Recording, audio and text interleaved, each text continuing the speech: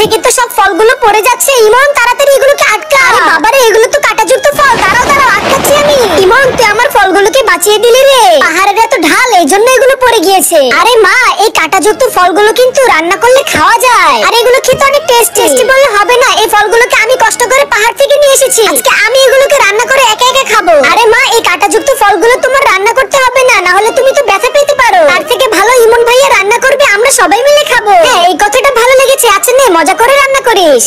বন্ধুরা, তোমরা কারা কারা লিচু খেয়েছো ভিডিওতে লাইক করে দাও। আর যারা আম খেয়েছো তারা চ্যানেলটিকে সাবস্ক্রাইব করে দাও। এবং তুমি কোন ক্লাসে পড়ো সেটা কমেন্টে লিখে দাও। এখন আমি এই কাঁটাযুক্ত ফলটাকে ভালো করে কেটে নিচ্ছি, যেন একটাও কাঁটা না থাকে। এরপর আমি পানিতে একটু ধুয়ে নিব, যেন কোনো ময়লা না থাকে।